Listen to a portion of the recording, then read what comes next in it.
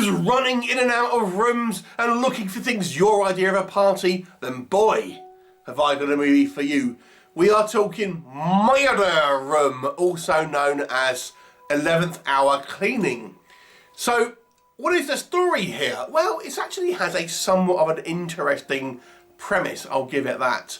So it focuses on a cleanup crew that go in to mop up after there has been some type of violent incident, and the police have obviously kind of, you know, done their investigation, and now it's time to clean up the crime scene. So we have this 4-man crew that go in and clean up all these bloody, gory kind of murder scenes and things like this.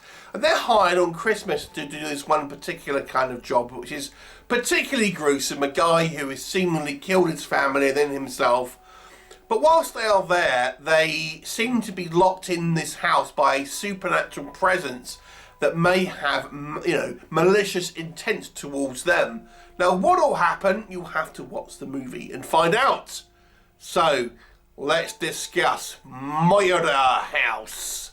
Alright, what do I think works in this movie? This has definite Evil Dead vibes. It's clearly kind of an influence by the filmmakers here. You can certainly see, you know, Evil Dead kind of like sort of style kind of shots and sequences within the movie, and it has that kind of that manic pace that the kind of the Evil Dead movies were kind of so famous for. But just down to some of the simple shot compositions and the way the camera is kind of looking up as our characters are looking down into the kind of the basement and things like this.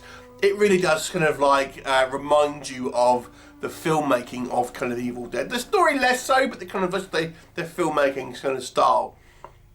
I think the idea of this kind of cleanup crew being menaced by a supernatural menace is genius, to be honest with you. I mean, I can't believe there hasn't been more of it, to be quite frank. I mean, if you think about it, you know, ghosts and kind of spirits and things like that, it's always said that they're kind of left behind when there's been a, you know, some type of violent kind of end to their life and it's been unjust. So absolutely you can imagine that, you know, these kind of ghosts and things will be hanging around there where they got murdered, and these people aren't like professional, you know, investigators or, you know, crime scene analysts. They're just the cleanup crew. They're just cleaners, so they're not really prepared for the kind of the shenanigans that befall them.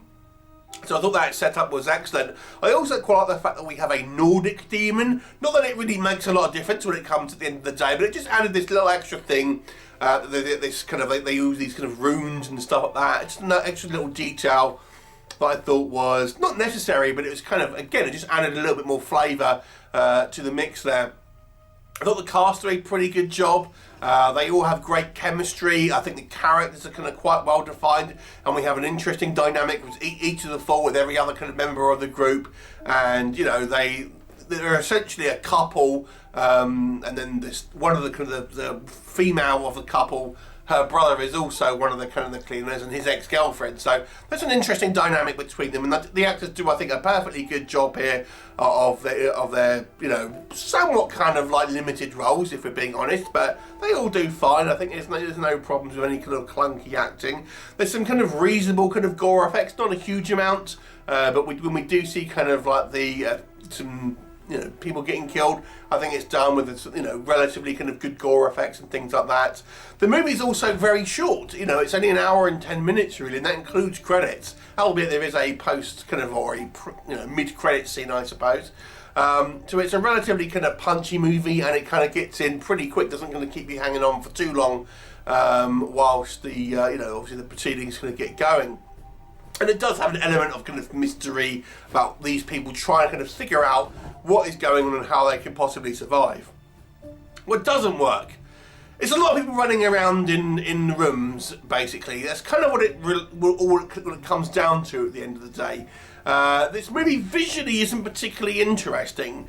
There's not a hell of a lot of visual flair in regards to the kind of the supernatural side of stuff. I like the camera work in regards to, like I say, there's definitely a kind of Sam Raimi vibe here, but our kind of like supernatural elements, I've got to be honest with you, are a little bit lacking.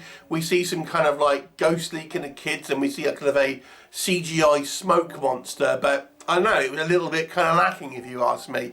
And it's also not a particularly kind of scary movie. It's just kind of like goes through the kind of the paces. I don't think it kind of does a good enough job of building any real tension here, instead of kind of going for attempts at kind of like jump scares, but without really building much tension and kind of like fear in it.